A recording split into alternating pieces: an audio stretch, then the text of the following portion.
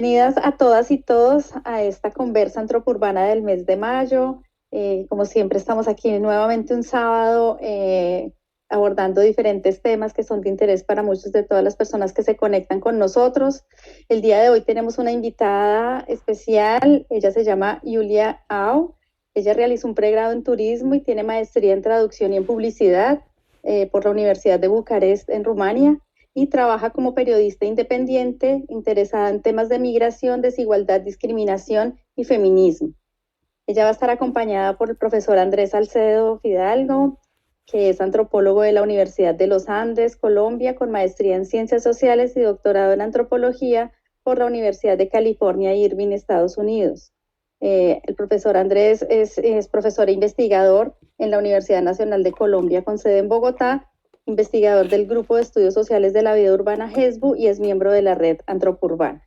Entonces, queremos darles la bienvenida a todas las personas que se conectan con nosotros, decirles un poquito cómo va a ser la dinámica de esta conversación. En un primer momento, Julia nos va a contar sobre la temática que tenemos para hoy, que es migración contemporánea entre la falta de oportunidades, cosificación económica e insuficiencia estatal en la asistencia a los recién llegados a partir de un trabajo que ella realizó en la ciudad de Cartagena, en Colombia.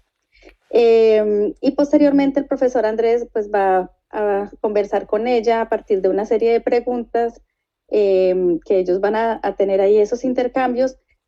Y en un tercer momento abriremos los micrófonos para las personas que quieran hacer sus comentarios y sus preguntas también directamente. Y si las quieren hacer a través del chat también es otra posibilidad. Entonces estaremos atentos a ello y sin más preámbulo le damos la bienvenida entonces a Julia y a Andrés.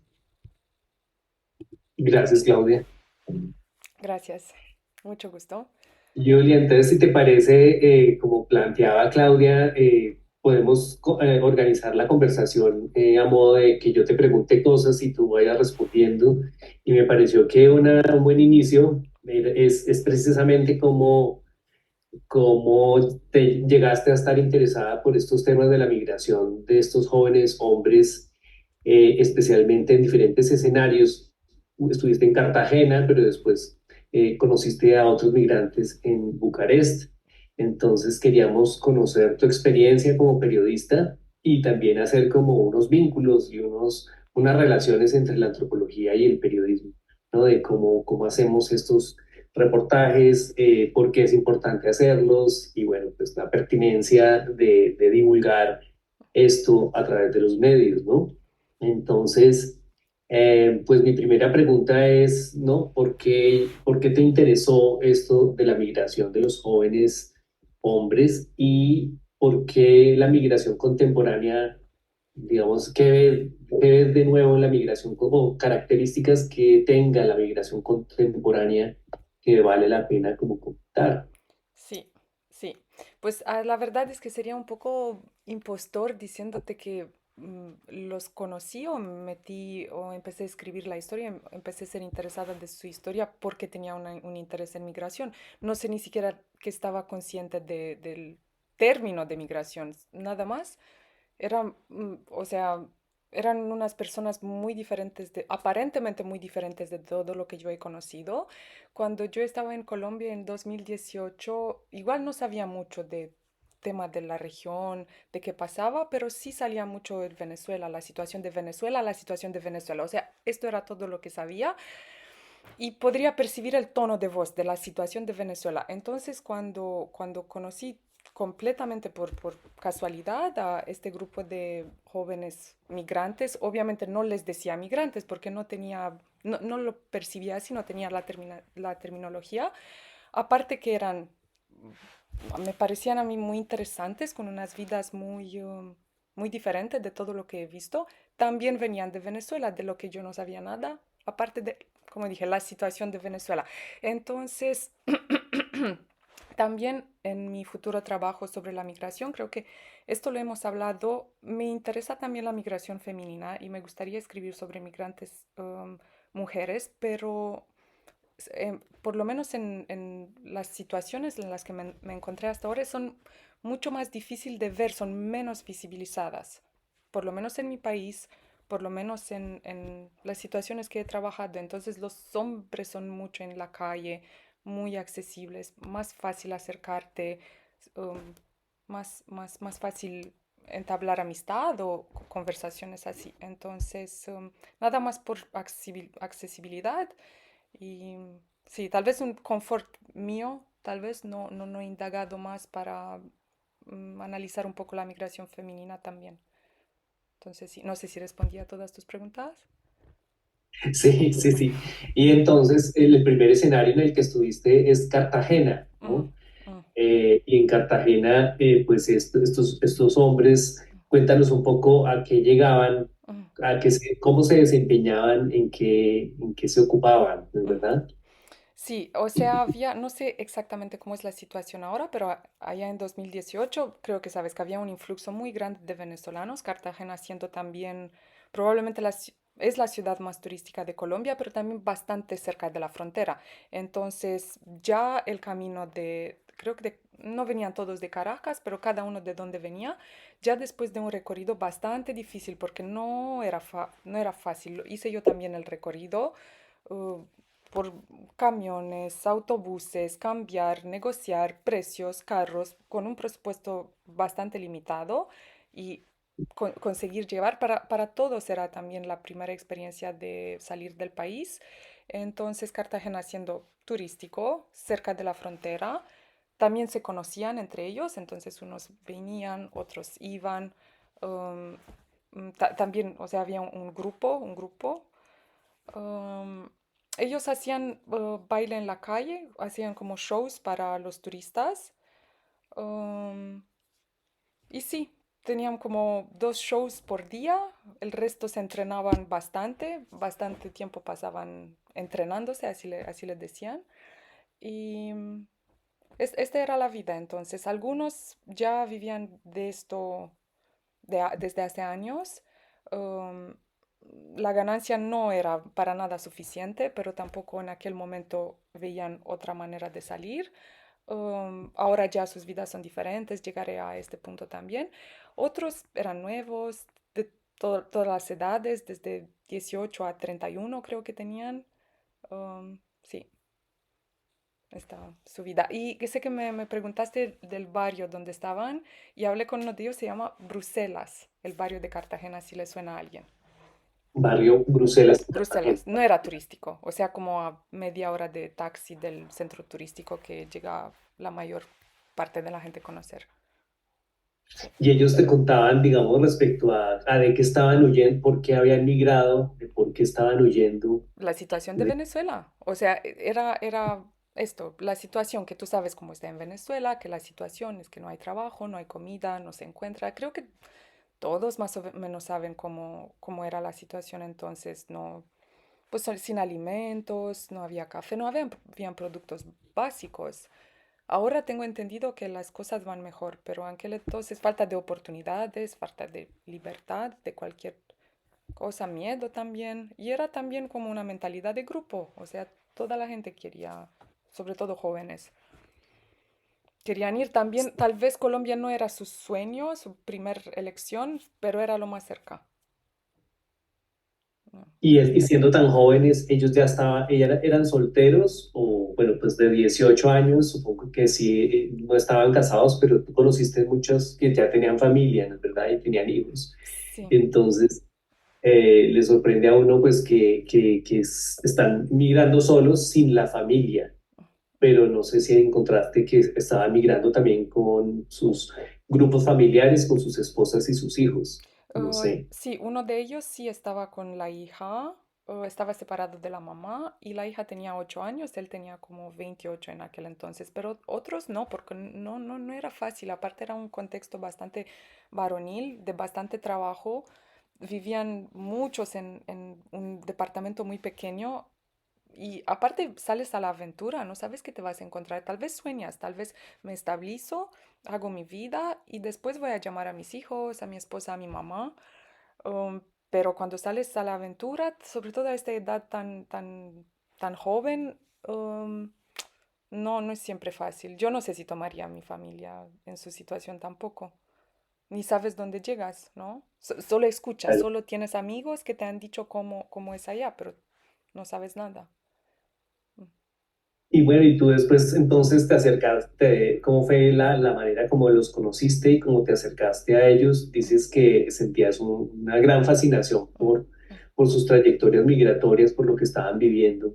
ujú. Entonces, cuéntanos un poco cómo fue ese encuentro, ese primer encuentro o cómo llegaste a hablar con ellos. Sí, pues a ver, sabes que nosotros, yo, mi círculo, no somos muy bailarines, te imaginas, ¿sabes? Entonces, cuando ves por la primera vez un grupo de 8 chicos sin camisas por la calle bailando, rodando, haciendo todo tipo de cosas, no creo que era la única que estaba fascinada.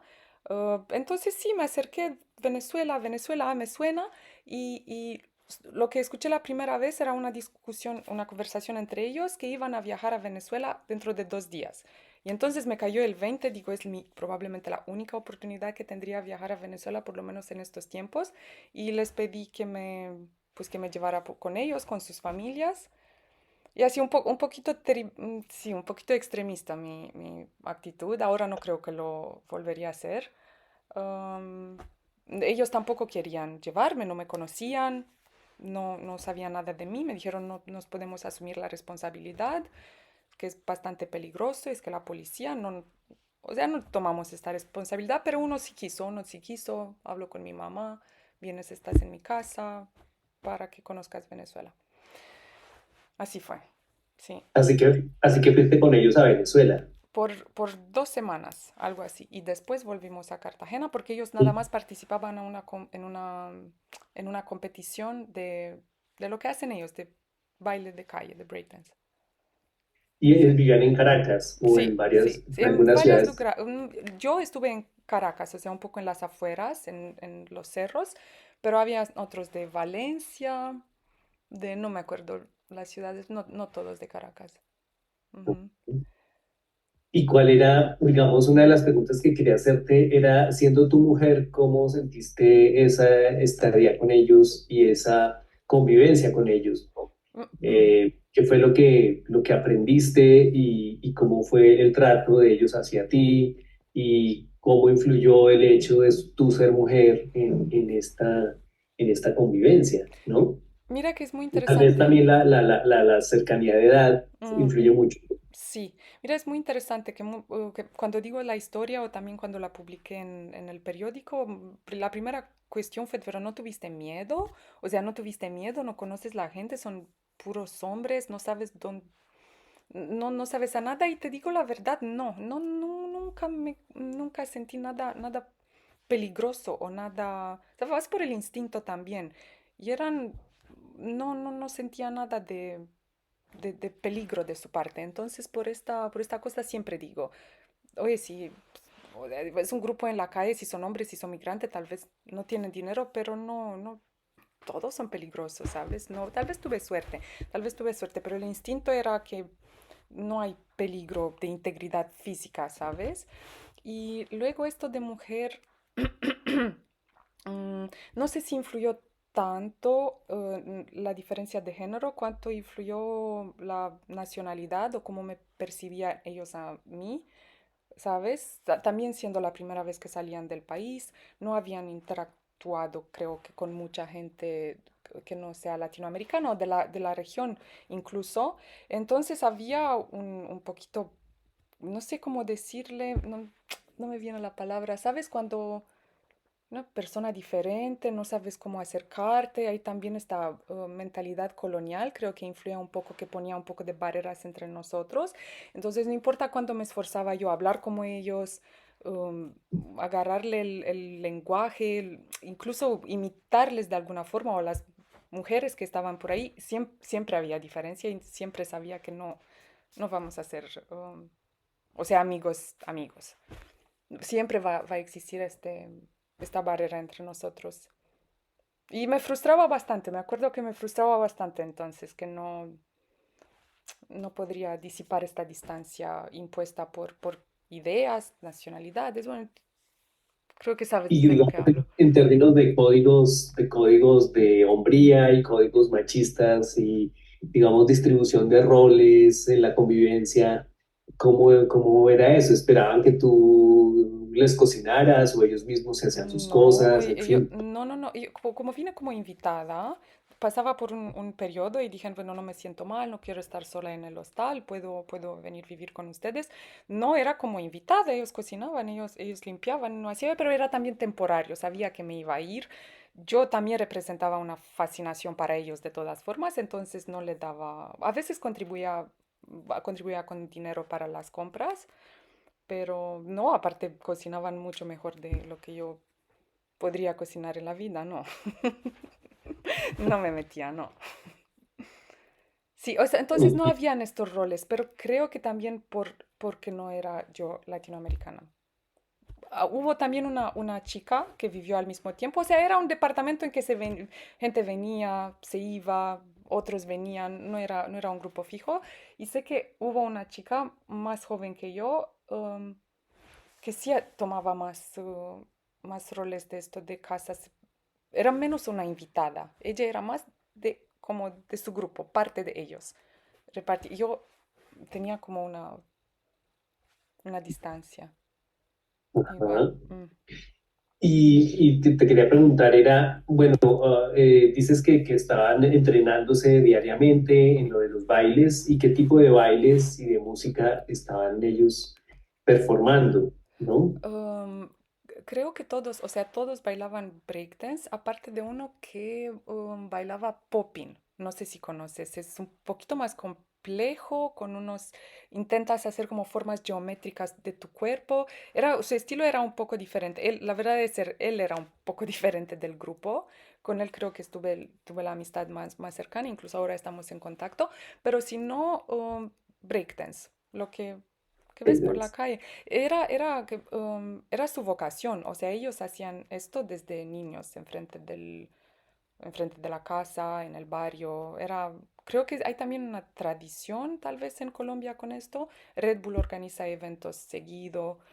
Para muchos es un sueño de ganar la competencia, les compran boletos, le hacen visa para ir. O sea, es una oportunidad de hacer una carrera en esto. Y es el sueño de muchos. Entonces ellos, incluso ahora la mayor, no todos, pero muchos de ellos siguen bailando. O sea, esto hacen, cada uno por el país donde está. Mm. Pues sí, te quería preguntar eso. ¿Tú seguiste entonces siguiéndoles las pistas a sus itinerarios migratorios después de Cartagena? Ellos siguieron seguramente otras experiencias en otros países. ¿Nos podrías contar la Sí, experiencia de algunos de ellos? sí, no, todo si quieres, porque igual estamos en redes sociales y puedo ver sus historias, pero también hablo con ellos. Entonces, cuando los conocí, en la convivencia, lo que veía, lo que me parecía más difícil, me impactaba un poco emocionalmente, era que habían 8 chicos en un espacio bastante pequeño, con necesidades materiales, con calor, con condiciones no siempre tan buenas, y ellos también muy jóvenes. Entonces habían conflictos en la casa, o un poco de cosas pequeñas que entiendes que son naturales, que pasan dadas las condiciones. Y entonces sentía como presión y se sentía un poco como una prisión, porque decían, claro, todos querían ir o a Chile, para muchos Chile era un destino soñado, o si no, para Europa o Estados Unidos, el, el- sí, la primera opción, sí se podría. Pero lo que pasa es que los ingresos eran tan bajos que no se podría ni siquiera ahorrar para comprar un boleto de autobús a Bogotá, digamos. ¿Sabes? O sea, era Sí. una trampa, era un círculo vicioso no sé, creo que ganaban unos 3 4 5 dólares al día, pero muchos tenían que enviar también en las familias en Venezuela, entonces era bastante escasidad, um, ¿Carcelarios? scarcity. ¿De escasez? Ujú, Ajá. ujú. Y creo Ya, que, bueno, precario.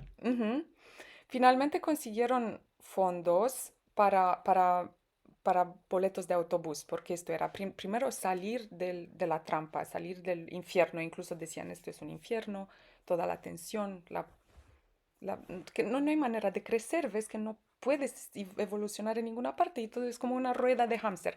Entonces consiguieron, uno sé que llegó a Bogotá, empezó a trabajar, no era su primer trabajo normal, pero trabajo, creo que vendía, hacía ventas en relación a clientes, algo, vender productos.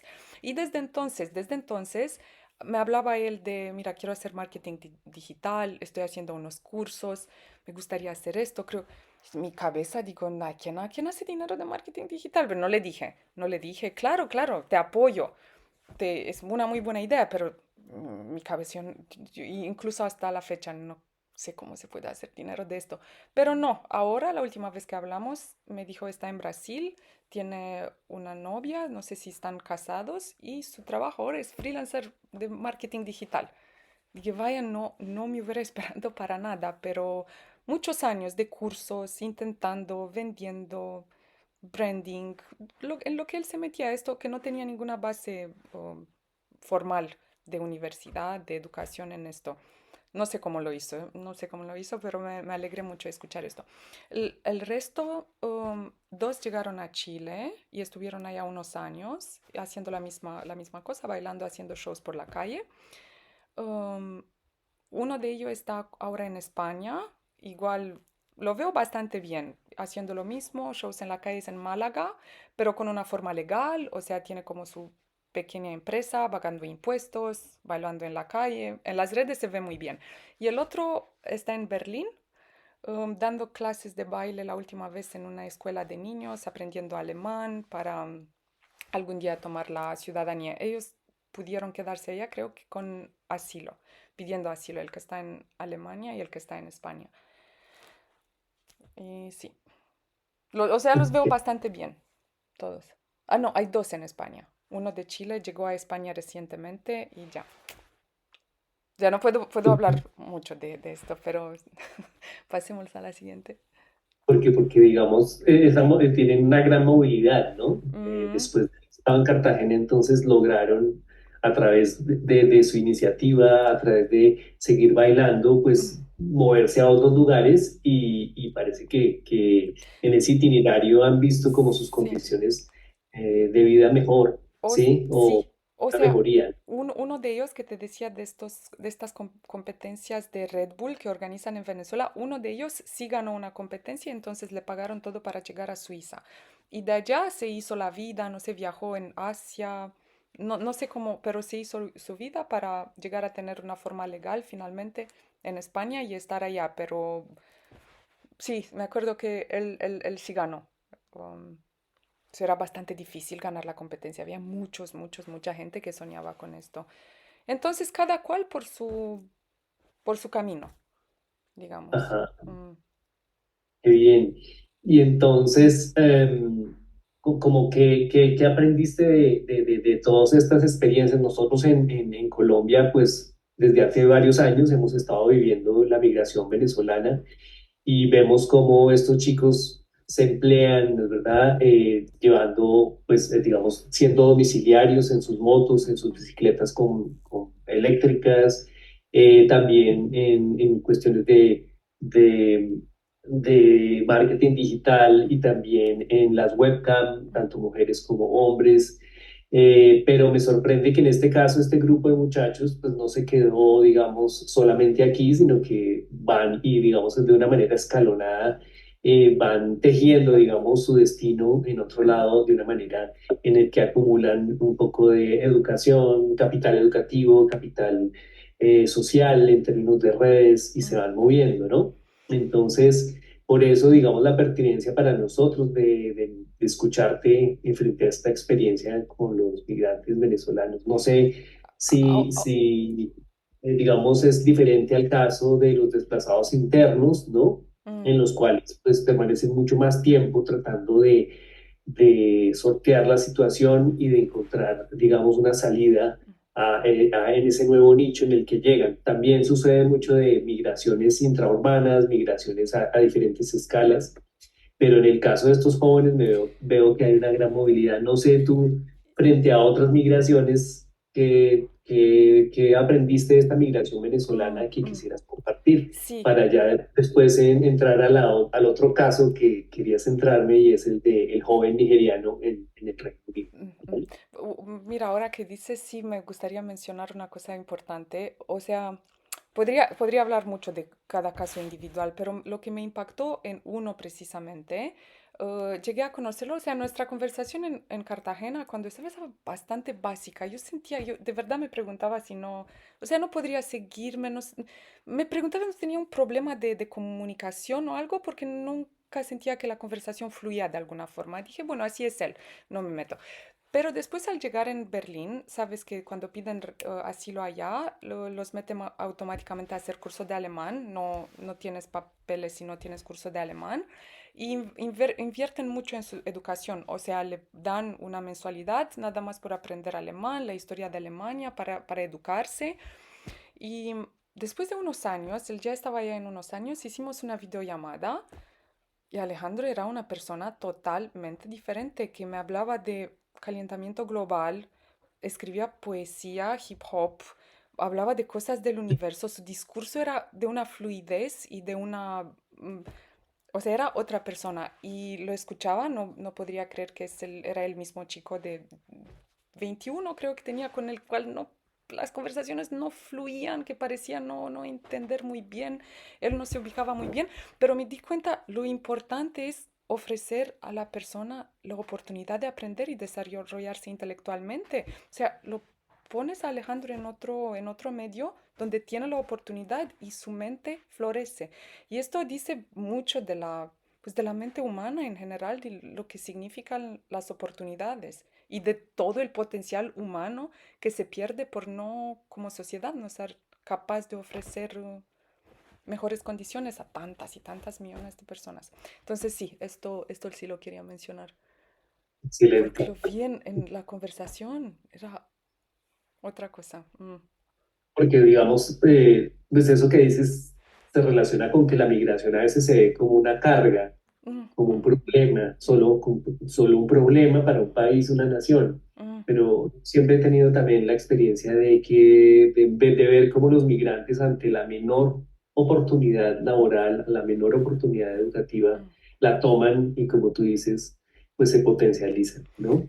Entonces eso me parece excelente, sí, poder reconocerlo, mm. ¿sí? Y divulgarlo. Sí, mira, es interesante que tú dices migración como un problema, porque así se perciben de algunos países, como supongo que Colombia, que es su destino para otros migrantes de otros países de Latinoamérica, pero en Rumania no se percibe así porque nosotros no tenemos suficiente mano de obra. Muchos rumanos, o sea, estamos 19 millones en Rumania y 6 millones afuera en la Europa occidental, en otros países. Y entonces estamos en una situación en que nadie quiere hacer ciertas labores. Entonces, para usar la terminología del espacio público, importamos fuerza de trabajo de Asia y de África. Entonces, la migración no se ve como un problema, sino como una solución económica, ¿sabes? Entonces llegas a ver esta gente como solución para tus faltas económicas, que ellos son seres humanos que vienen con sueños, con ideales, pero así que depende. Esto quería decir que puede ser vista diferente. Pues, eso hace parte como de la mención en el título de tu presentación, que es cosificación, ¿no? Ujú, Entonces ujú, es tomar cierta mano de obra, mm, ¿no? mm. Que acaba de llegar y aprovechar un poco sus condiciones para utilizarlos para ciertas labores y cierta informalidad, digamos, engancharlos en cierta informalidad laboral, Sí, ¿no? sí, sí. Sí.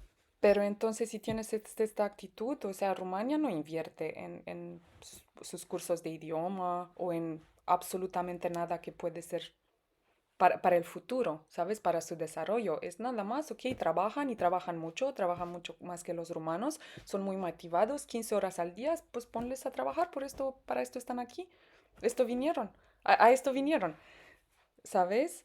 Entonces no hay visión de futuro o no se habla en términos de potencialidad humana, no. Es una pena, porque países como Alemania en algunas situaciones sí lo ven así. Sí, sí, depende en qué circuito laboral caigan, Mm, ¿no? mm, mm. Si caes en el circuito de la prostitución o si caes en el circuito del tráfico de drogas, pues quedas encerrado. Ahí sí es cierto que en un infierno y una cárcel, Ujú, ¿no? ujú, De cual es difícil de ahí salir y ujú. potencializarte, ¿sí? Sí. Bueno, y cuéntanos ahora del caso del estudiante nigeriano. Julia conoció a un estudiante nigeriano Mm, y quería quedarse en el Reino Unido. Cuéntanos cómo lo conociste y cómo es este caso tan distinto. ujú, Esta persona viene de Nigeria, ¿no mm, es verdad? mm. Y quiere quedarse en el Reino Unido, ¿no? Sí. Cuéntanos un poco cómo es su historia. Mm, sí, lo conocí también porque viví en Inglaterra como 6 meses el año pasado y ya, o sea, ya tenía términos de migración, ya sabía que me interesaba, ya era periodista y me interesaba seguir historias de manera más consciente que en Cartagena hace 5 años, 6 años. Entonces, pues, hay mucha gente de Nigeria en Inglaterra por ser fue colonización del Reino Unido, entonces siempre se queda esta idea de imperio. Es que creo que sabes estas ideas de cómo está al otro lado o en otros países que percibes más desarrollados de puntos de vista. Entonces, las visas de estudiantes son cada vez más, más comunes. um, Cada vez más personas viajan allá para los estudios o los estudios también pueden ser un pretexto para poder llegar allá. Y cuando yo lo conocí, ha hecho 2 años y medio de estudio, pero tuve que dejarlo como en el último semestre porque tuvo un niño, porque tenía que encargarse de su nueva familia. Entonces, esto igual mucho trabajo, mucho trabajo. Este chico trabajaba continuamente. Ah, Tenía 3 trabajos. Trabajaba en, no sé cómo se dice, es casa para ancianos, de cuidado de ancianos. Hay cada vez más ancianos en Inglaterra y sabes que el sistema social o- está gratuito, o sea, es un servicio gratuito, pero que no mucha gente lo quiere hacer. No es muy agradable. Entonces me di cuenta al investigarlo un poco que el mismo sistema a través de las agencias de trabajo, de empleo, empujan un poco al migrante hacia estos trabajos porque necesitan muchos. Falta mucha mano de trabajo en esto. Entonces, esto era un trabajo, el otro era en un depósito, despertándose a las 4 de la mañana, no eran full time. Cuando salía, o sea, cuando caía, pero cada día, por lo menos en dos. Entonces, el depósito y la tercera era delivery, libración de comida. Sí, sí. sí. Pues, digamos, como me llama la atención que tú digas que, sí, claro, que existe todavía esa idea hegemónica lo que fueron hace mucho tiempo colonias, de que Mm, en los antiguos imperios, pues, o digamos, antiguas países que los colonizaban se podía conseguir mejor vida, ¿no? Porque pues recientemente con el Reino Unido ha habido mucha hostilidad hacia migrantes de África, mm, especialmente de Ruanda, ¿sí? Y pues uno percibiría que ya ha cambiado un poco la orientación de esas rutas, ¿no? No me voy a ir a un país que es donde de pronto me van a rechazar o me van a deportar, ¿sí? Entonces me llama mucho la atención, pues, que hayas mencionado que todavía existe ese flujo, mm, digamos, como tan fuerte de personas jóvenes que quieren ir a Inglaterra desde otros países, ¿sí? mm, Pero no sé si sabes cómo vivía él esa hostilidad, ¿no? Ese mm. rechazo. Hmm. Creo que el rechazo es mucho, tal vez a nivel de discurso público, um, porque muchas veces es lo que los políticos dicen, si son más conservativos o los periódicos que sale, pero a relación humana, cuando de verdad encuentras un migrante que tal vez hablas mal de él entre tus amigos, pero cuando dos personas se ven, tienen una interacción, estas ideas no juegan tanto porque finalmente ves que es una persona. Al menos en casos extremos, no digo que no haya racismo, episodios racistas, violentos, pero cuando ves otra persona frente tuya, tal vez no tengas la misma actitud que a nivel declarativo, lo que hablas con tus amigos. Entonces, hay obviamente una discriminación a nivel institucional, a nivel de trabajo, o sea, así lo percibí yo, pero sí se puede vivir y creo que mejor que en Nigeria, en el pueblo de donde él venía. Entonces tiene sentido, en muchos casos sí tiene sentido la movilidad, el deseo de irse. Depende Sí, de cada caso, pero lo puedes entender. Incluso en Nigeria tienen este término, yapa se llama, que leí bastante sobre esto. Este deseo de la generación actual, esta nostalgia de irse, este rechazo hacia el sistema corrupto, que no funciona, que no da oportunidades. um, y como en una encuesta eran como 8 de 10 jóvenes sueñan con irse a Europa o a Estados Unidos. O sea, es un estado general, apoyado mucho por los medios. Claro, finalmente todo es percepción. sí. Mm, Bueno. mm, Y bueno, tú me decías que él trabajaba en tres cosas, bueno, como cuidador de mayores y como también en la distribución de comida a domicilio. mm, ¿Cómo hacía él, digamos, para tener también redes de apoyo? Porque tenía tiempo. Hay muchos migrantes, por ejemplo, en Estados Unidos trabajan tanto que no tienen tiempo ni de socializar. Pero ¿cómo hacía él para manejar esa carga de trabajo y a la vez como para manejar su soledad? Sí. Creo que mira que no vivía con su novia y la mamá de su hija, tenía una hija de 1 año entonces creo que esta nueva familia suya, con todos sus problemas y con todos sus malentendimientos, era como una piedra para él. Era una piedra. O la bebé, la mamá, la primera novia era muy joven también, tenía 25 años, entonces fue la primera novia para él. Entonces creo que se sostenía bastante en esto. Y como siempre, no sé, creo que has visto tú también muchas veces los migrantes en sus trabajos hablan todo el tiempo al teléfono. No sé si viste mujeres que limpian o choferes de taxi, todo el tiempo en el teléfono con la familia. Y él también horas, pasando horas con sus hermanas, con sus amigos de Nigeria.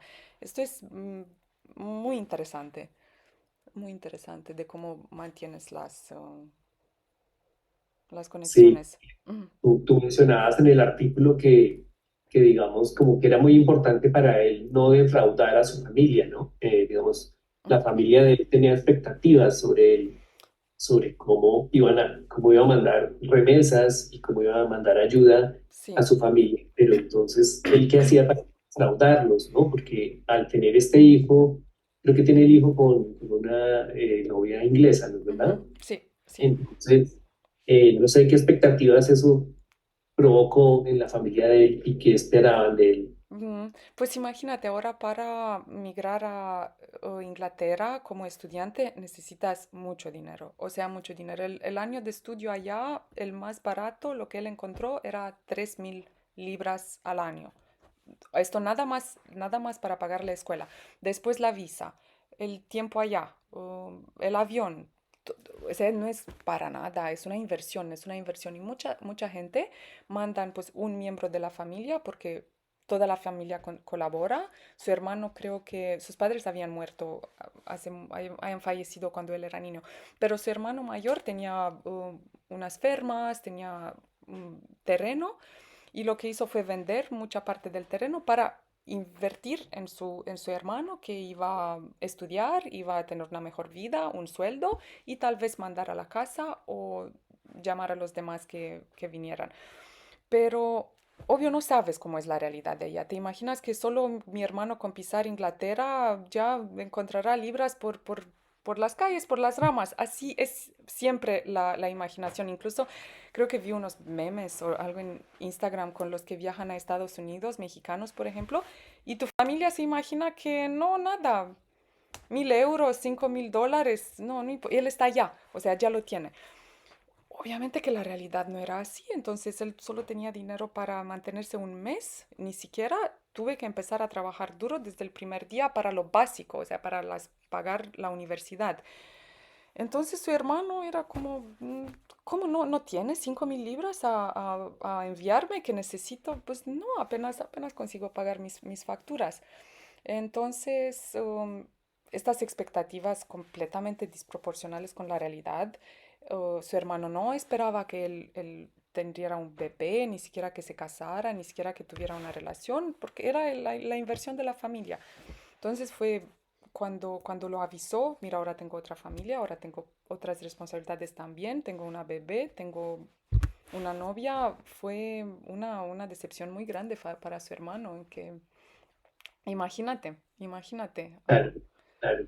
sí, Una carga enorme que se le traslada a él, ¿no? mm, De que tiene que hacer esto y lo otro por la familia, sí, cuando él está tratando de sobrevivir él mismo y sí, su hija, sí, y, sí, ¿no? sí. Y también Entonces, la culpabilidad sabiendo, mi hermano me creció, mi hermano invirtió todo, él me dio tanto dinero para llegar aquí, ¿y ahora qué hago? Entonces lo veía que lo estresaba y lo enojaba mucho esto, pero siempre elegía como mi nueva familia, ya estoy aquí, esto es lo que me toca hacer, se trata de un niño, esta es mi nueva familia y voy a hacer lo que puedo con mis hermanos de la casa, pero la prioridad es mi hija. Y así lo puso siempre. y Interesante escuchar esto de alguien de 25, ¿no? pues, Sí, sí. cuéntame, y hoy en día, ¿cómo está él? Es decir, ¿a él lo conociste en qué época? El Y año ha pasado sido un en poco otoño, en el proceso septiembre. ese. ¿Cómo? En septiembre, lo conocí en septiembre y estuvimos en contacto como 3, 4 meses. Es muy interesante porque finalmente su hermano decidió migrar él mismo a Inglaterra como estudiante. Entonces vendió todo lo que tenía. A ver, va él allá a arreglar el problema porque el hermano pequeño no puede. Entonces se di cuenta que no te puedes, ni tampoco apenas te puedes pagar la universidad, pues el dinero que necesita la universidad. Entonces ahora se llevan mucho mejor porque su hermano entendió la situación, entendió que lo difícil es también de la visa. La hija que tiene también o sea, le dio visa de familiar. Él vivía también en este miedo de me van a deportar, si se van a enterar que trabajé, yo trabajé 80 horas durante mis estudios cuando legalmente solo podría trabajar 20. Vivía también con este miedo, que si van a enterar, si alguien va a chequear mis cuentas o lo que hice, pues toda inversión, todos estos años, ¿para qué? Entonces es interesante porque su hermano vino, vio lo que vivió, o sea, cuál era la realidad y ahora se llevan mucho mejor. Incluso está ayudando a su hermano mayor con su conocimiento, ya conoce, ya sabe moverse como migrante, de dónde conseguir trabajos, ya tiene algunas conexiones. Ahí llegué con la historia, no sé Ajá. más. Esto pasaba el mes pasado, hace 2 meses. Sí, entonces yo creo que podemos entrar a los casos que estás cubriendo en Bucarest de los jóvenes que vienen de Sri Lanka, un joven que viene de Sri Lanka y otro de Ghana, ¿no? Sí. Entonces, cuéntanos cómo ha sido tu experiencia con este último cubrimiento periodístico que estás haciendo con ellos. La verdad es que esto es mucho más dramático porque no sabía de qué me voy a encontrar. Ahora, Rumania apenas en los últimos años, después de la pandemia, se volvió un país en donde la gente quiere llegar. Normalmente la gente salía de Rumania, o sea, los rumanos, el sueño para España, para Francia, Inglaterra. Ahora recientemente que ves diversidad en la calle, ves gente de todas partes, de colores diferentes, de hábitos diferentes y no estamos como sociedad para nada preparada a acomodarlos, a, a, pues a integrarlos, nada, porque no hay una tradición de inmigración contemporánea, por lo menos en estos días. Entonces lo que yo quería hacer eran historias de vida. Cómo llegaste, de dónde vienes, cómo está en tu país, cómo fue la decisión de llegar, cómo te recibió Rumania. Pero no encontré nada de esto porque encontraba nada más hombres que empezaban a contarme su experiencia en Rumania y empezaban a llorar unos casos terribles de abusos en el trabajo. Entonces, yo espero que no sea solo esto. Espero que tuve yo mala suerte y nada más encontrar gente que está abusada, esclavizada en el trabajo, como no se conocen los derechos, no habla el idioma. El idioma es bastante importante y muy difícil, quien habla rumano. Entonces, ¿cuál es la palabra? Una discriminación a nivel institucional y de trabajo tremenda. No hay ONGs que se encarguen de momento, como todo es muy reciente. No hay suficientes inspectores de trabajo para que vean que estos chicos trabajan 15 horas al día en la cocina, llegan al hospital, no le pagan horas suplementarias de trabajo, no saben que tienen derecho a vacaciones porque muchos no saben. El chico de Ghana trabajó 1 año y 4 meses, ni siquiera sabía que podría pedir vacaciones. No, no era en su mente. Yo vine aquí a trabajar. No, hasta que, obvio, llegó en el hospital con problemas de espaldas. Um, entonces es algo bastante doloroso y te ves en estas situaciones, te sientes aparte vergonzada de lo que pasa y después con un dilema es que ¿qué hago? Tomo las historias de estos chicos, yo lo vendo, lo publico, tomo mi dinero y ¿qué? Como no puedes, es difícil. Es difícil no querer involucrarte. Vamos, aquí encontramos abogados, vamos a la policía, vamos. No sé si tú tuviste casos así en tu trabajo, de querer hacer como trabajo de activista. Sí, uno se siente compelido a tener que ayudar, Ujú, ¿sí? A ayudarles, a hacer, a buscar contactos, ujú, a ayudarles con cartas, a tocar puertas, ¿sí? Lo que dices, ¿no? Uno no puede quedar como observando simplemente cómo otra persona sufre, ¿no es verdad? ujú. Sin hacer activismo, como dices. Entonces tú has decidido hacer periodismo y activismo, Pues de pero momento es que activismo más, para serte sincera, en este caso de Rumania. Estoy trabajando para hacer un podcast porque ya tengo mucho reporteo, mucha información, pero de momento más activismo, sinceramente. y cómo puedes ayudarlos. Pues por Más logrado. ejemplo, ujú, en uno de los casos, el chico de Ghana, hay unas leyes que defavorecen mucho el migrante que viene a trabajar aquí en Rumania y favorecen mucho a los um, employers. ¿Employers? A los empleadores. A los Ajá. empleadores. Y entonces, si es tu primer trabajo, tu primer empleador, no puedes salir antes de 1 año de él y necesitas una carta que da recomendaciones. O sea, para tu siguiente empleador, ver allá una nota que te pusieron. Esto los hacen muy vulnerables. O sea, no pueden ir del empleador, no pueden ir independientemente de los abusos sin esta carta. Entonces el chico ya tenía 1 año y 4 meses allá, pero no quería darle la carta, no querían darle el último sueldo, no querían ayudarle a arreglarse sus papeles para encontrar un nuevo empleador y él no sabía pedir sus derechos, o sea, en una situación de vulnerabilidad increíble. Todos los documentos están en rumano, ni siquiera sabes lo que firmes, o sea, tienes que creer al HR cuando te dice que es así, porque no pone ni siquiera en inglés, los traducen. Y el chico, bueno, para darte un poco de contexto, es el primero de su familia que acabó el bachillerato. Toda su familia um, han sido pescadores, pescando y viviendo pez en el mercado. Entonces es obvio que no conoces sus derechos, obvio que no conoces las leyes rumanas. O sea, cuando lo encontré, estaba bastante desesperado, llorando, conteniéndose las lágrimas. No sé cómo hacer con los papeles, no sé cómo llevarlos, no me los quieren dar. ¿Qué voy a hacer? Entonces, esto hice y creo que muchos periodistas juzgarían esta actitud, usar un poco mi postura de periodista, ir con él, intentar hablar con la gente, llamar al jefe, llamar al otro jefe y usándome un poco de mi posición como periodista. Y no sé cuánto de ético es, aún lo estoy pensando. Algunos me dijeron que no es exactamente bien lo que hago, pero no, o sea, no, es difícil hacerlo de otra forma. Incluso es difícil publicar algo antes de saber que la otra persona está bien con los papeles, que no le causas aún más daño. Al revelar su caso, sí. Mm, Entonces me parece que si es ético, lo que no es ético es hacer como el periodismo sin involucrarse, me parece a mí, pero digamos, en el caso mío, pues hace muchos años no estoy en el tema de la migración forzosa, pero recuerdo que las redes de mujeres, por ejemplo, las organizaciones de mujeres eran increíblemente, servían de apoyo de una manera increíble, ¿no?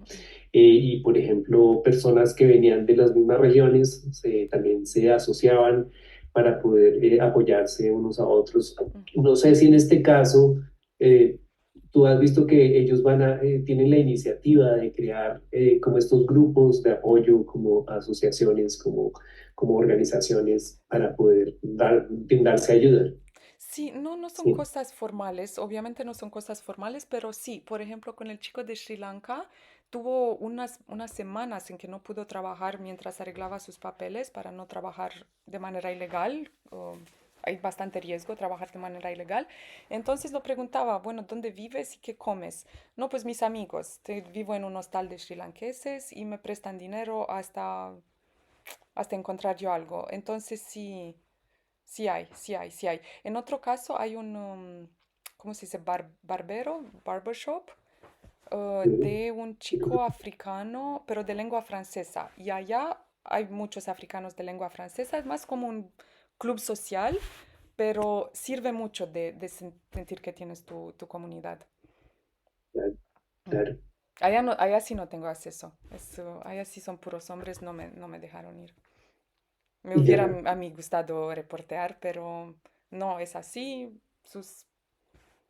Su lugar, pues, para ir cada viernes, contarse. Y mm, encontrarse, sí, socializar, sí, oír música, sí, qué sé sí, yo, sí, sí. hacer un rap Ujú, ujú, distinto. ujú, Muy bien, Julia, ¿no? Y ya, digamos, como para ir cerrando mm, y que después haya otras personas que se animen a hacerte preguntas, mm, quería preguntarte estas entrecruces entre la etnografía y el periodismo, ujú, ¿no?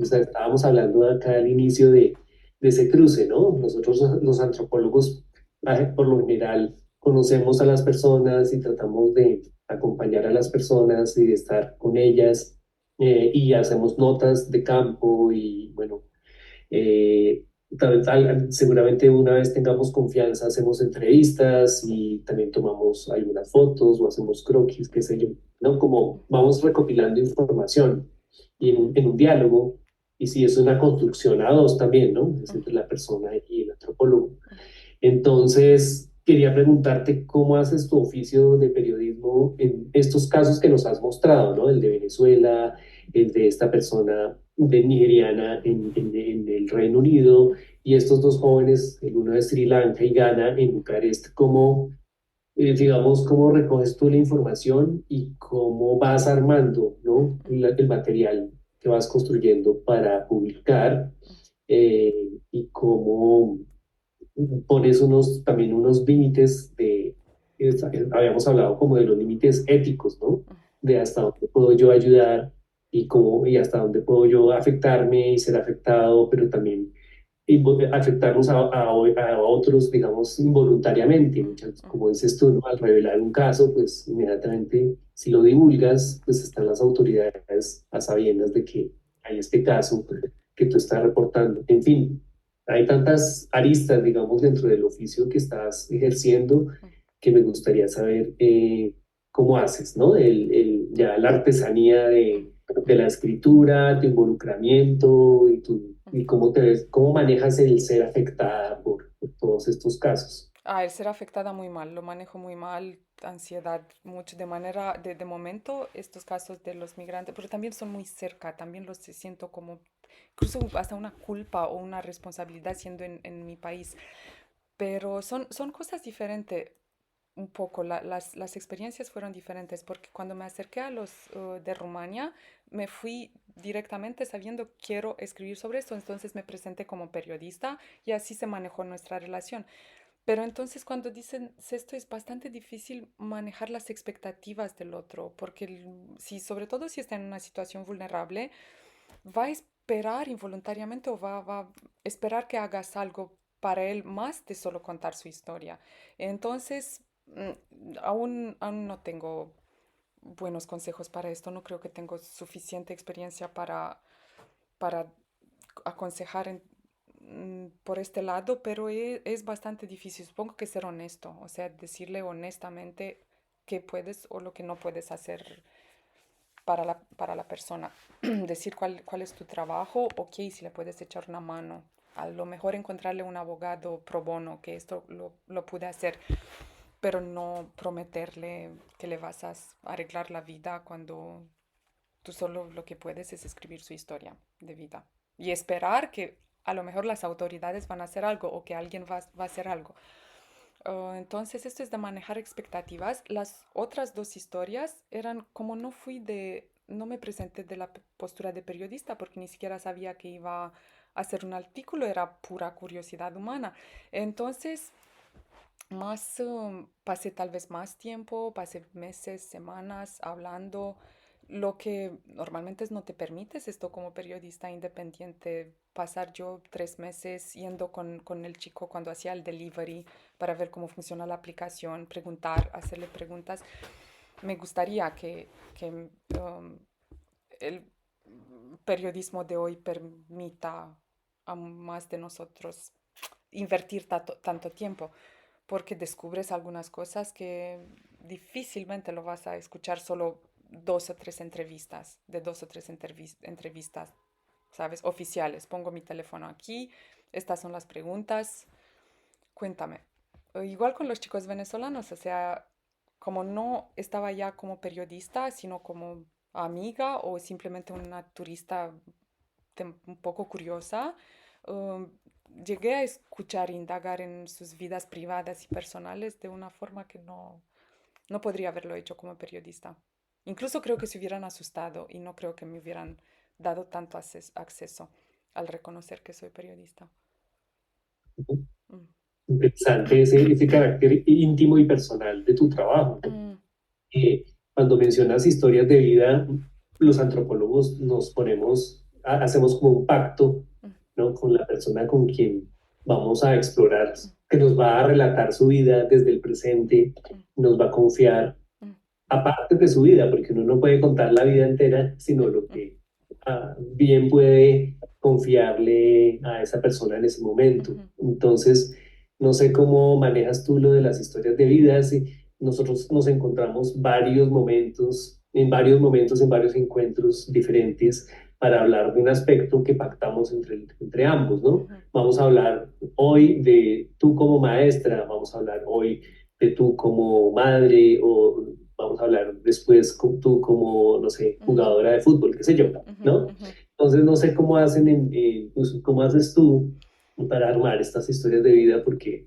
como te cuento, en historias de vida los relatos no son lineales ni mm, son necesariamente cronológicos mm, o ordenados, entonces el antropólogo tiene que entrar a mirar contexto, mirar y buscar mm. cuestiones en otros lados para complementar lo que te están diciendo, pero no sé cómo ocurre en el periodismo.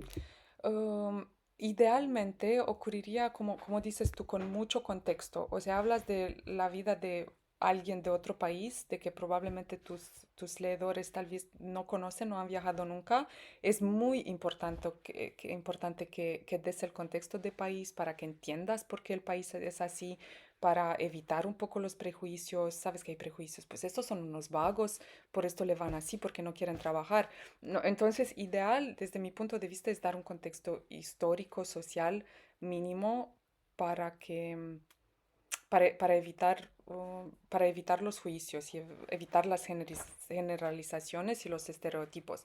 Y después hay también lo que dices, es lo que la persona te cuenta de su vida, ok, tomas notas, pero es también lo que tú observas y la dinámica entre ustedes, lo que sale, lo que tú lo notas, sin que él te lo digas. Por ejemplo, una cosa muy interesante, lo que noté cuando pasábamos tiempo repartiendo comida con la aplicación, lo sentí, o sea, me dio la sensación de que estas aplicaciones están tal hechas para crear una adicción de un tipo de gambling esto no me lo dijo él y tampoco lo leí en ninguna otra parte, pero lo vi, estaba tranquilo y salía un pedido, saltaba, ok, pedido, que podría, ok, solo un pedido de 2 libras, como bajada, un pedido de 12 libras, adrenalina, ¿sabes? Jugaba un poquito con estos químicos del cerebro al no saber qué va a salir, no sabes cuándo va a salir el pedido, no sabes cuánto cobrarás por cada uno. Entonces, esta cosa solo las puedes notar estando allá presente, tal vez ni hablar, tal vez solo acompañando a la persona.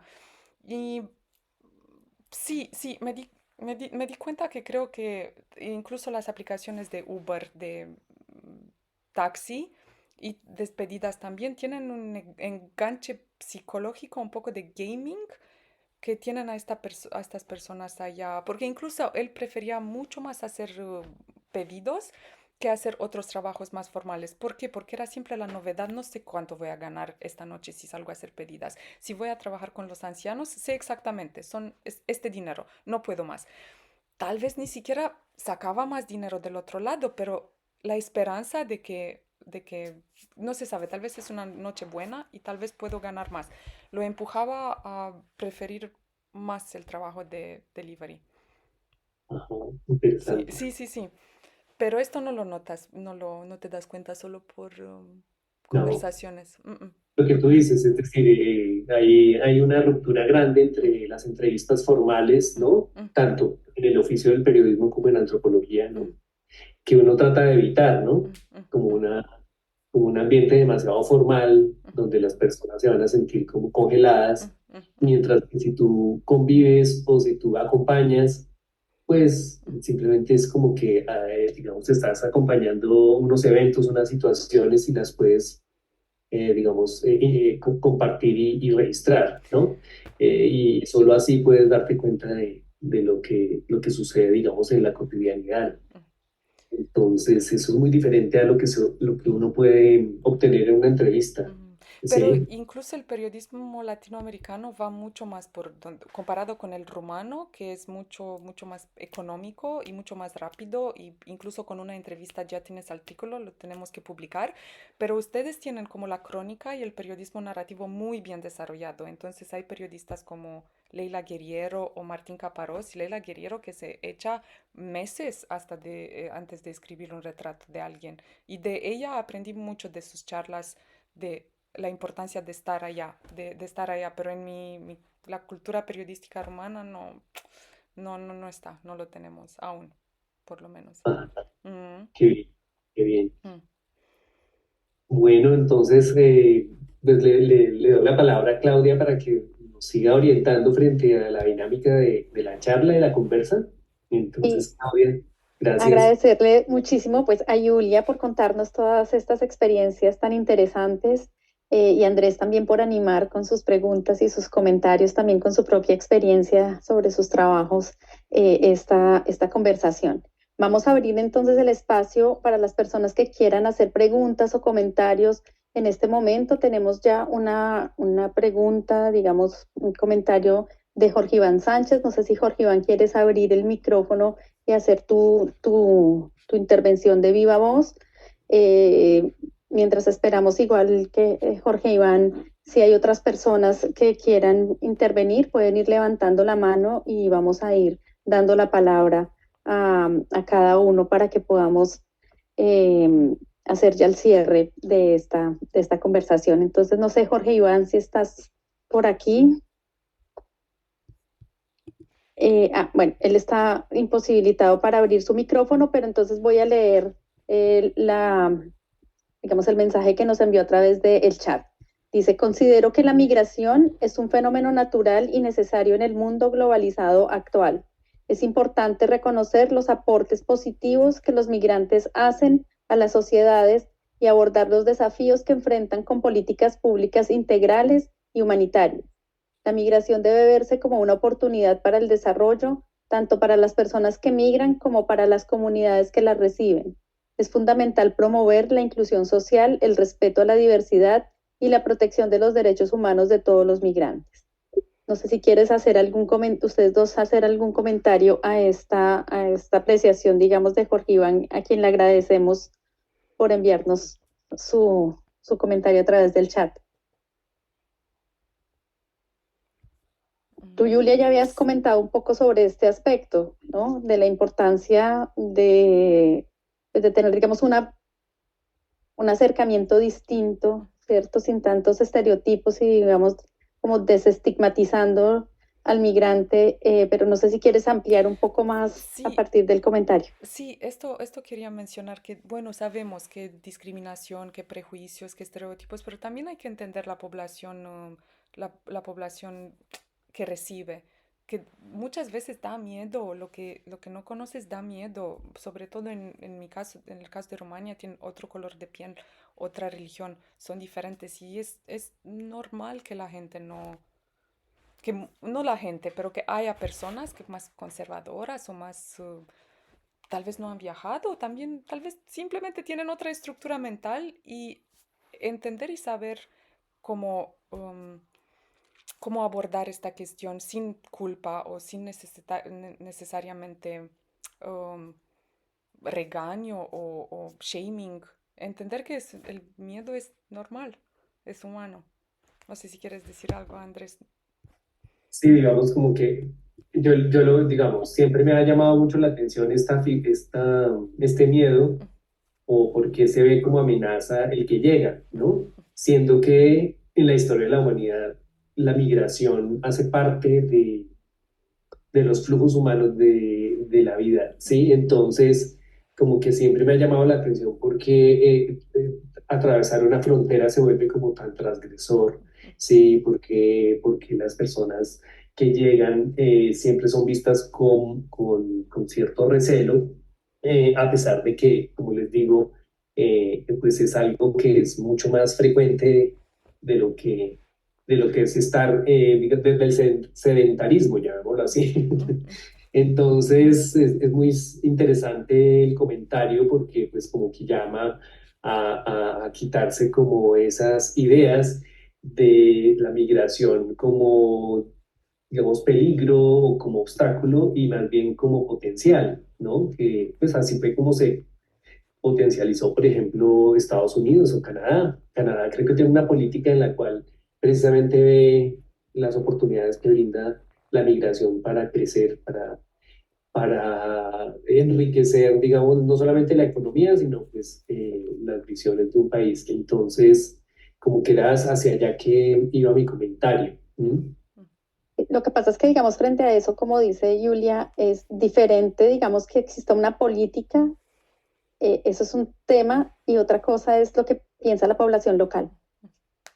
Las políticas pueden existir, puede haber una valorización del migrante por los aportes que puede realizar, en fin, por el tipo de programas además a partir de los cuales ellos llegan, pero para la población local hay otros imaginarios, ¿no? Sobre quién llega, que les van a quitar las posibilidades entonces de trabajo también a la población local o que van a aprovecharse del sistema como ocurre acá en Canadá, ¿cierto? Mucha gente piensa que la gente viene a aprovecharse de un sistema que es, digamos, un poco más benefactor en algunos aspectos. Entonces, y no es tan cierto, ¿no? Porque como explicaba Julia, para acceder a muchas de estas cosas, pues hay un montón de procedimientos, de limitaciones, de procesos que uno debe, digamos, seguir como migrante y la población local tampoco conoce todo ese recorrido, esa trayectoria, digamos, que uno tiene que vivir, ¿cierto? Y las dificultades, digamos, que se enfrentan en términos de las formalidades, del formulario, del tipo de plataformas que se utilizan para que puedas acceder o no. En fin, hay un montón, digamos, de elementos que se desconocen. Entonces, eso, digamos, hay como esas dos eh, como instancias distintas, ¿cierto? O sea, lo que puede implicar las políticas y lo que implica también ese relacionamiento finalmente muchas veces con la población local. Eh, tenemos otro comentario aquí de Felipe Vázquez. No sé si Felipe quieres abrir tu micrófono. Y muchas gracias. Perdón que no ponga mi cámara, pero me encuentro Tranquilo, en muy bienvenido. desastrosas. Felicidades por la charla. Realmente yo empecé a la mitad y está asombrosa las experiencias de ambos. Pero a mí me gustaría ver dentro de esta temática qué vacíos metodológicos encuentran ustedes dentro de su propia expertise y que podríamos copiar los periodistas de los antropólogos y los antropólogos de los periodistas. No sé si es clara mi pregunta. Sí, pues no es tan fácil de responder, pero por ejemplo, oyendo a Julia, ¿no? Pienso que ese acercarse de una manera tranquila, desprevenida, sin tanto, no sé, aparataje académico, a veces le abre unas puertas, ¿sí? Le abre unas puertas, le abre la posibilidad de entrar mucho más fácilmente a compartir, a tejer la amistad con, por ejemplo, estos jóvenes venezolanos.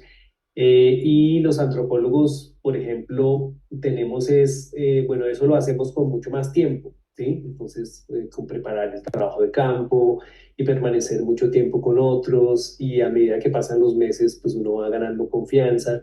Pero me parece que en el caso del periodista, pues lo hace de una manera un poco más, de pronto, más, sí, como decía, desprevenida, y la perplejidad, ¿no? Que nos ha compartido también Julián respecto a eso que logra aprender de los otros, ¿sí? Que también está en la antropología, pero no sé, Julia, qué piensas, N- pero No sé si a veces eh, sí, a entiendo veces bien. es difícil, por ejemplo, justificar la presencia del antropólogo en la Ajá. vida de los demás, porque Mm. no, pero usted, ¿cuál es su rol, no? De chismoso, o por qué pregunta tanto, o realmente para quién trabaja, ¿no? Mm. No sé si te pasa eso en el periodismo. Ah, no, no me pasó, no sé si entiendo bien la palabra metodológico, pero creo que lo que sí falta, sinceramente en el periodismo, por lo menos en mi país y en otros países también, lo sé seguro, son recursos. O sea, esto es lo que falta, que la gente tenga más tiempo. O sea, que no nos piden ya en una semana 2 artículos, ya hablaste, ya. Esto es lo que se necesita. Sí, estuve a un festival de periodismo en Italia recientemente y hablaba una mujer de Kenia o no sé de dónde estaba. Y esto es lo que decía. Hay recursos, no necesitamos capacitación, trainship, mentorship. Nosotros sabemos hacer nuestro trabajo, lo hacemos desde año. Necesitamos estos recursos para que tengamos más tiempo y para hacer las historias bien, no por clic, no rápido, no. Entonces siento que falta, porque las mejores historias que escribí fue porque tuve tiempo de invertir, tuve tiempo de no estar estresada con el editor que está pidiendo rápido la entrevista. Y sí. A mí me gustaría de pronto agregar que, pues digamos, Julia lo que nos plantea es una aproximación precisamente como muy íntima y pues la cuestión de las historias de vida. Eso también tiene limitaciones en términos metodológicos, digamos, para explicar una problemática tan compleja como las migraciones, ¿cierto? En diferentes contextos. En términos de que pues uno conoce unos casos que no son necesariamente iguales, ¿cierto? A otros casos. Digamos, yo he tenido la oportunidad, pues no lo he investigado como tal, pero sí lo he observado, que efectivamente, por ejemplo, algo que mencionaba Julia es que no es igual, digamos, cuando se migra en calidad de estudiante o cuando se migra como en ciertas condiciones, ¿cierto? Cuando hay unas condiciones como las de los chicos venezolanos que tú mencionabas, ¿cierto? Que no tienen para tomar ni siquiera un bus, digamos, a desplazarse un poco más lejos del lugar, digamos, más cercano donde pudieron llegar. Entonces, eso también, digamos, genera como unas particularidades, ¿cierto? Y abordar entonces esa problemática, si uno quiere ver como más casos y como centrarse en otros aspectos, pues obviamente implicaría otro tipo de aproximación que ya tal vez no podría ser necesariamente tan íntima o tan desde la historia de vida, ¿cierto? Que en términos de elección metodológica, digamos, para señalar un poco lo que plantea Felipe, eh, pues implicaría tener otro tipo de aproximación, ¿cierto? Tal vez por cuestionario, con otras limitaciones también, pero seguramente también con unos resultados distintos frente digamos, al conocimiento que se puede generar de esta problemática que es muy vasta, ¿cierto? Porque depende mucho precisamente de esa configuración del tipo de migrante, de cuáles son sus condiciones, cuáles son esas posibilidades también de acercarse a ellos o no, ¿cierto? A veces no es tan fácil. Digamos, cuando son así como por personas, puede ser un poco más sencillo en términos de que si la persona te da entrada, pues puedes ir desarrollando tu trabajo, pero si es para, digamos, acceder a grupos más grandes, incluso como lo que tú mencionabas de los africanos en el barbershop, pues tal vez no es tan sencillo. Entonces, creo que ahí hay algunas limitaciones, pero creo que hay otras herramientas también que desde las ciencias sociales pues se han desarrollado, digamos, para poder, digamos, tener como otras aproximaciones a este tipo de problemáticas. Lo que pasa es que efectivamente son, digamos, esta aproximación como más personalizada es distinta para un tema que es tan sensible también, ¿no? Porque toca de fondo la existencia, ¿cierto? La supervivencia y como el momento crítico que vive muchas de estas personas, ¿no? Entonces, como dice Julia, pues no es tan fácil decirles que uno solamente va a ir a escucharlos y luego a contar una parte de lo que viven sin que eso pueda tener como otras implicaciones para ellos.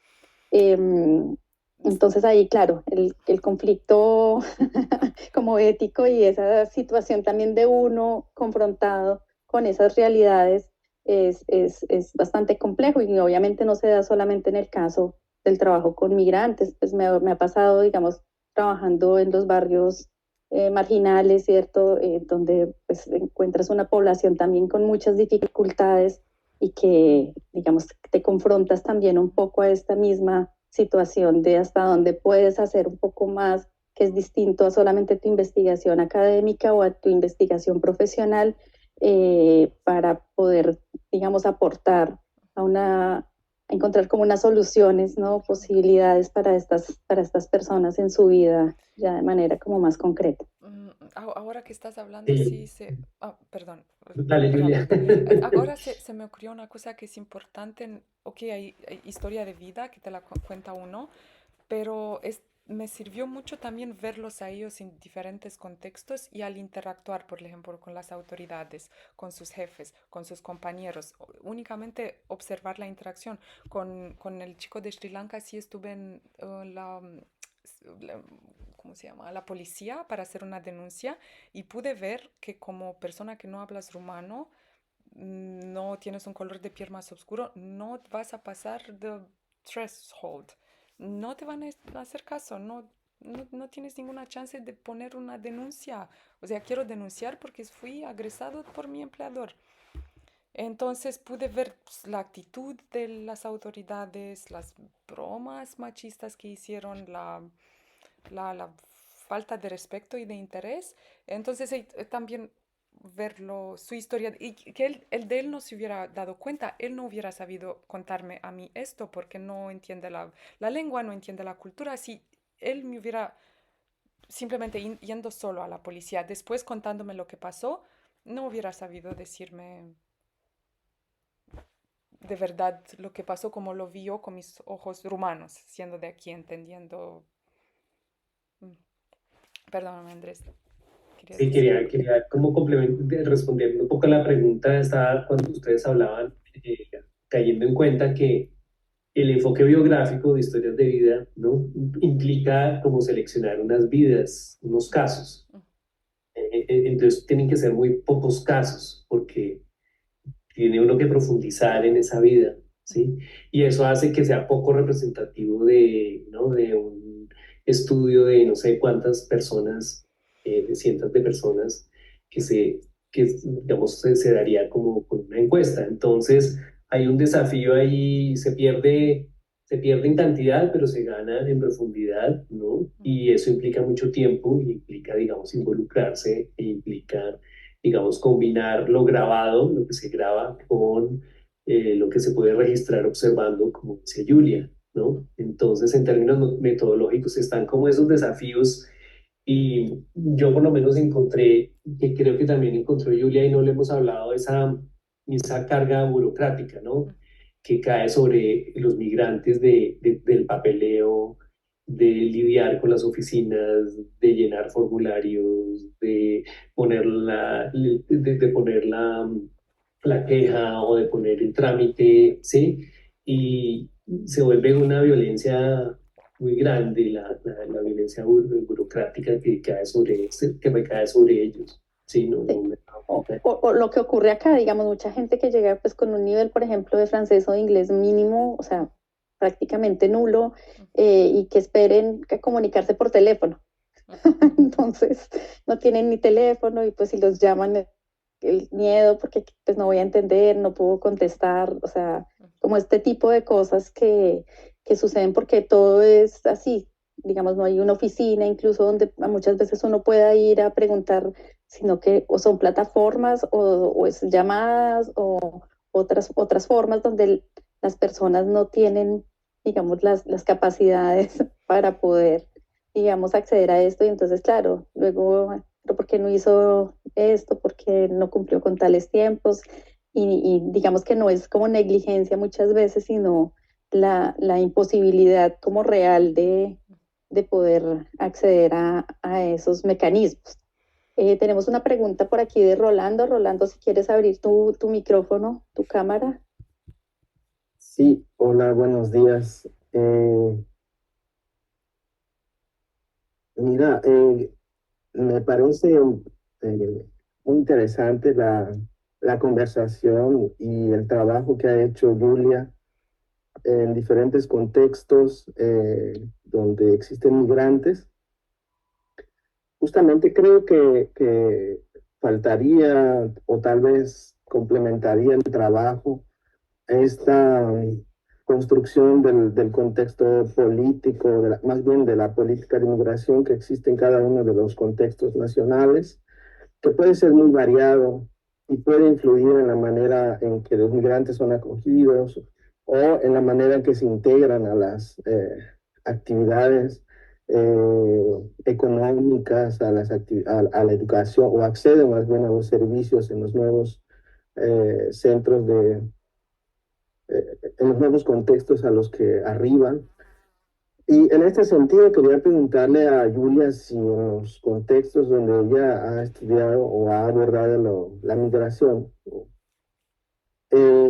ha notado un cambio en la política hacia la migración o hacia los migrantes. Es decir, no sé, voy a dar un ejemplo. En el caso de mi país, México, por ejemplo, hay una ala, digamos, conservadora que ve la migración de una forma, pues, un poco despectiva, justamente lo que mencionaba Claudia, que llegan aquí a aprovecharse de recursos que son de nosotros y porque, pero también hay una postura pública de parte del gobierno de ser más receptivo a la migración y de ofrecer otras opciones para que se queden a trabajar y no estén expuestos también a redes del crimen, por ejemplo. En este sentido, pues me parece, no sé, que es importante el momento en el que se realiza un trabajo como el de Julia, con cierto tipo de migrantes, porque estas políticas pueden estar más presentes o no, pueden incidir en las formas en las que se integran. Y bueno, esa sería como una de las primeras preguntas. Tengo muchas, pero justamente porque me parece súper interesante, son temas que la antropología ha abordado desde los años 70 y justamente muestran cómo los migrantes, sobre todo del campo a la ciudad, tienen muchas dificultades para integrarse, a veces no conocen los códigos urbanos, a veces tienen muchas dificultades los migrantes que llegan a las ciudades cuando son indígenas, porque cuando tienen que acceder a recursos o hacer solicitudes para acceder a la justicia, pues se ven rechazados, discriminados. Bueno, nos vemos, ¿no? Rechazados, discriminados, porque no manejamos muy bien todos estos lenguajes técnicos o jurídicos, o no tenemos la presentación que en los centros urbanos se esperaría. Muchas de estas cosas se entrelazan en nuestra vida cotidiana, y justamente aquí quería hacer la segunda pregunta con este contexto. Si te has sentido interpelada con las historias que vas entretejiendo, construida, también tú como una persona que tiene movilidad, tal vez, y que pues está en una situación diferente a la mayoría de los migrantes que has estudiado, ¿no?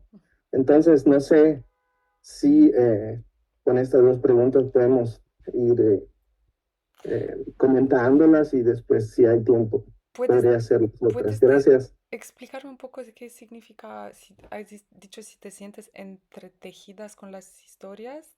¿Qué Si significa te eso? sientes interpelado, o sea, como que te interroga, digamos, tu propia posición, Ah, ¿cierto? Como no necesariamente migrante, pero has, digamos, estado como viajera, ujú. por decirlo de alguna forma, ¿cierto? Te has movido en esos otros contextos, entonces, ¿hasta qué punto eso, digamos, te cuestiona en términos de ver ya como el problema, digamos, de estas migraciones y movilidades de una forma más amplia? Mm, sí. Para la primera pregunta, creo que fue si han cambiado las políticas en algunos de los países. Y sí, en Reino Unido sé que ha cambiado. Incluso tengo aquí, escribí en el artículo que en 2009 los británicos eran muy famosos por el eslogan que tenían entonces, British Jobs for British Workers, empleos británicos para trabajadores británicos. Incluso el secretario, no sé cómo se traduce, bueno, un político, um, se hizo famoso también para una frase que lo dijo, um, que intentamos genuinamente crear un medio hostil para la inmigración ilegal aquí en Gran Bretaña. Entonces, en estos años 2009, 10, 11, eran bastante reconocidos que querían crear un medio hostil. Lo que ha cambiado, porque los últimos, ¿cómo se dice? Las últimas encuestas, UK, Inglaterra salió como uno de los países más abiertos para la inmigración. Ahora creo que van a haber cambios también con nuevas elecciones y nuevas personas en cargo que son más conservadoras, pero creo que después del Brexit, sobre todo, la política y el discurso público fue de mucha más apertura para los inmigrantes, sobre todo los no europeos, sobre todo de ex colonias, porque ya los europeos pues no podrían migrar tan fácil, no podrían estudiar tan fácil con los préstamos que da el gobierno de Inglaterra a los estudiantes, que daba a los estudiantes de la Unión Europea. Entonces, con todos estos trabajos que nadie lo quiere, en los sistemas de salud pública, de cuidado de ancianos, sí cambió. Pero ves que cambió también por necesidad. O sea, el discurso político muchas veces cambia en función de si se necesita la migración o no. O de cómo perciben, si ellos perciben que se necesite o no, que finalmente no. Es difícil medir esto. No sé si creo que respondí a la primera pregunta. ¿Sigues aquí? No, sí, sí, Ah, ah. escucho. Gracias. mm. Y con la segunda, sobre todo creo que en- cuando estaba en Colombia, en Cartagena, porque era también la primera vez que viajaba fuera de mi país y a un lugar tan diferente y tan lejos, me hizo mucho cuestionar mi privilegio. Nunca me he sentido privilegiada antes porque yo como viniendo del este de Europa, viajando al Europa occidental, pues no es precisamente un privilegio, ¿sabes? Pero como era la primera vez, también estaba bastante joven y no tenía mucho conocimiento teórico sobre esto, y de repente la gente me trataba como nadie en mi país o en Europa me había tratado, um, me hizo cuestionar bastante esto, sobre todo en México, tengo que decir, sobre todo en México, este privilegio lo sentí muy, sí, lo sentí muy fuerte, muy fuerte. Y se sentía un poco embarazoso hasta cierto punto. Pero sí, creo que respondí a la pregunta, ¿no? Gracias. Mm. No sé si tú, Andrés, quieres agregar algo sobre estas preguntas de Rolando. No, pues que tiene razón Rolando a llamar la atención sobre las políticas, de que todo depende de la política migratoria de cada país, ¿no? Y por eso Julia señalaba pues la gran elaboración de la política migratoria en el Reino Unido o lo elaborada que es, o la canadiense, ¿sí? Frente pues a la poco preparada, por eso el título de su ponencia, insuficiencia como en la asistencia estatal en Rumania, que me llamó mucho la atención de que Rumania nunca había sido como un país receptor y hoy en día se convierte en país receptor, ¿sí?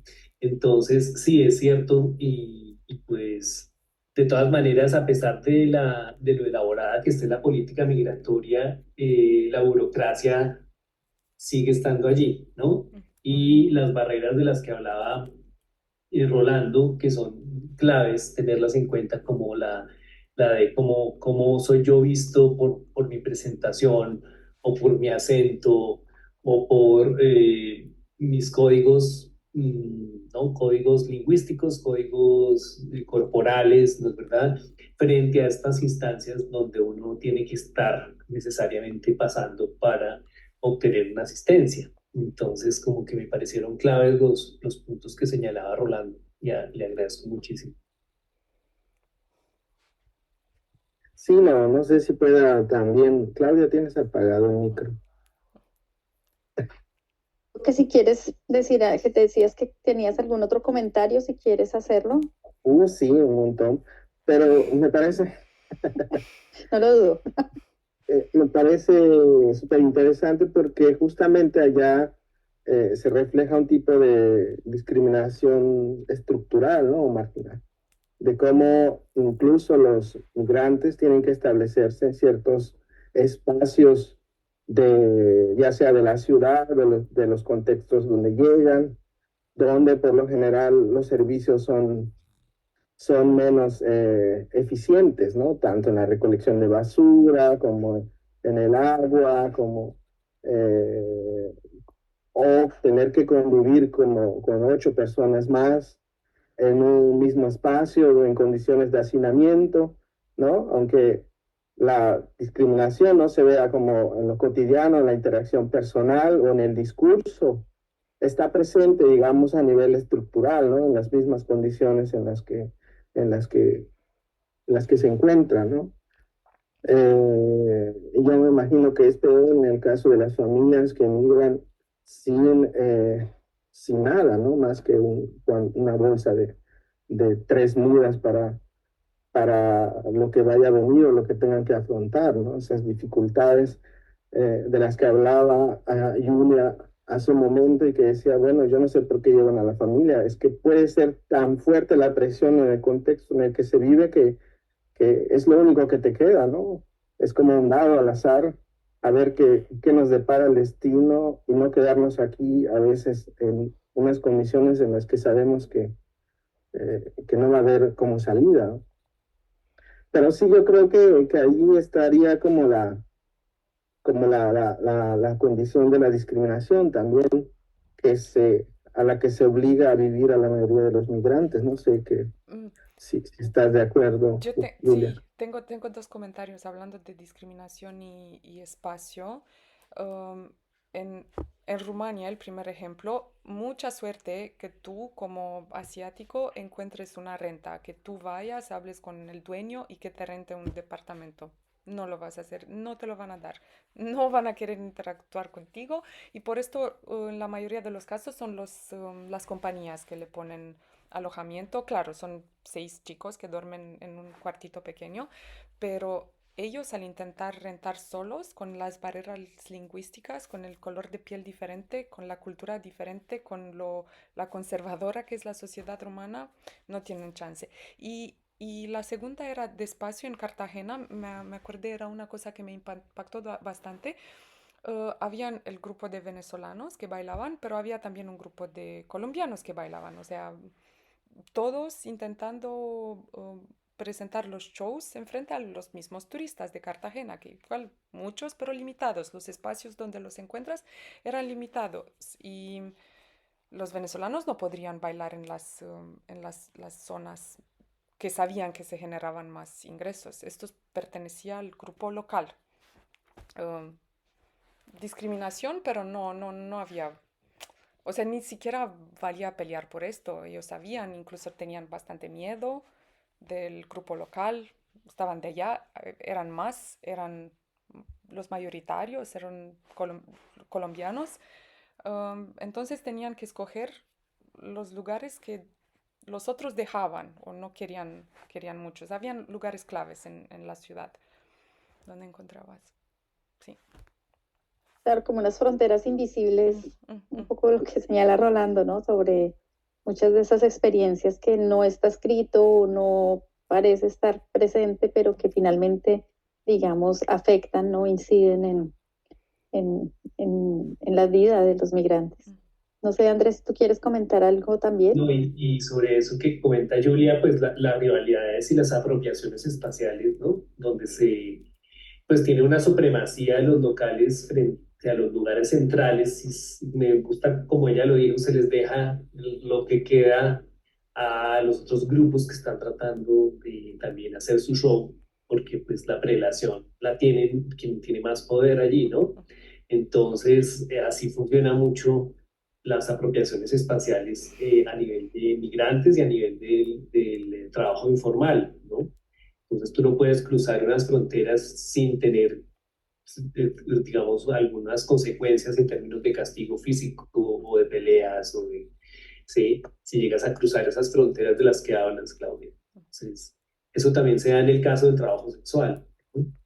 ¿Sí? No, pero por ejemplo, lo que mencionaba Julia, por ejemplo, de conseguir un lugar donde vivir, ni siquiera solamente en esas condiciones. Yo, digamos, en mi experiencia personal, la primera vez que salí del país, que estuve en Francia, era que tenías que tener un codeudor francés para que te alquilen y quién te va a servir de codeudor acabando de llegar sin conocer absolutamente a nadie. Y todo el mundo, pues nadie obviamente quiere ser el codeudor, porque pues es una responsabilidad enorme. Entonces, claro, enfrenta uno una situación muy compleja, incluso en ese caso que yo, digamos, iba como estudiante, incluso para poder acceder a las residencias universitarias.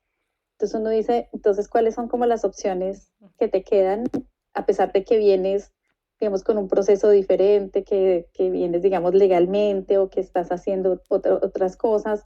Las dificultades igual se imponen también en muchos de esos casos y termina siendo bastante complejo como encontrar soluciones a estas dificultades, ¿no? Y pues obviamente esto ocurre en otros espacios. Digamos, aquí he tenido la posibilidad también de escuchar muchas historias en Canadá sobre las dificultades que tienen muchas personas, a pesar de que la ley dice otras cosas, ¿cierto? Pero en los hechos, digamos, para poder buscar alojamiento, ¿no? Las barreras que la gente intenta colocar porque pues no le gusta, pero no lo puede decir. Entonces, digamos, como todos esos juegos que se van dando en la realidad y que hacen bastante complejo, digamos, para muchas personas poder incluso encontrar eso, la vivienda, que sería como, digamos, un elemento mínimo y primordial, digamos, para cualquier persona poderse instalar en cualquier lugar. Entonces, ahí tendríamos mucho para ir comparando, pero yo creo que podemos dejar hasta ahí. Yo pues invitaría entonces a Julia y Andrés a hacer ya un comentario de cierre para que vayamos entonces dando fin a este encuentro. No, yo quería agradecerle a Julia por habernos, digamos, contado sobre esas experiencias variadas que sirve con lo que tú decías, Claudia, comparación, contraste. En una época donde yo recuerdo que cuando yo hice mi trabajo sobre el desplazamiento forzoso de la migración, era una cuestión global muy inquietante y luego de ya más de una década está aún más inquietante, ¿sí? Por las guerras, por digamos, las personas que tienen que migrar por catástrofes de cambio climático, por también la migración laboral, digamos, en condiciones de precariedad. Entonces me parece muy pertinente que Julia le imprima a su trabajo pues ese toque y ese estilo personal e íntimo para registrar y para denunciar estas situaciones de atropellos y de abusos contra migrantes tan jóvenes y quería como felicitarla y impulsarla a que nos siga compartiendo sus artículos, tener un diálogo con Latinoamérica, ¿no? Y bueno, ¿no? Agradecerte a ti también, Claudia, por la coordinación, a Rolando por ponernos en disponibilidad el enlace, sí, por participar, en fin, creo que ha sido una oportunidad para aprender muchísimo. Sí, muchas gracias. Yo también espero que no tuve un lenguaje demasiado informal, que ahora escuchándote decir apropiación espaciales, digo, ay, y yo, pues, ¿qué queda? Pues, el espacio que queda. Espero que no, creo que tengo un lenguaje muy académico en español, en rumano tampoco. Entonces, espero no haya interferido. Pero muchas gracias por la invitación y sí, sí. Muchas gracias por permitirme compartir esta experiencia detrás de los artículos, o sea, como lo resentí. Bueno, Gracias a muchas ti, Julia, gracias. que finalmente lo pudimos concretar, ¿no? Llevábamos bastante tiempo tratando de Un hacerlo. año, más de un año, de más de un año, sí. Ujú.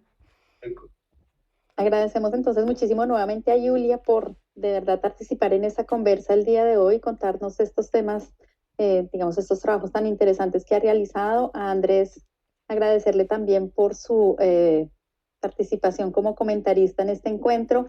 Al CIESAS de México agradecemos muchísimo también por facilitarnos la plataforma para poder tener esta conversa el día de hoy, a nuestro colega Rolando Magaña y a todas las personas que se conectaron con nosotros por sus preguntas, sus comentarios y sobre todo por estar con nosotros en este tiempo, que sabemos que a veces un sábado hasta ahora no es tan sencillo, pero es para nosotros supremamente importante que ustedes estén aquí presentes con nosotros y para las personas que se conectarán posteriormente cuando podamos mirar si el video finalmente se puede publicar, lo enviaremos a través de nuestras redes.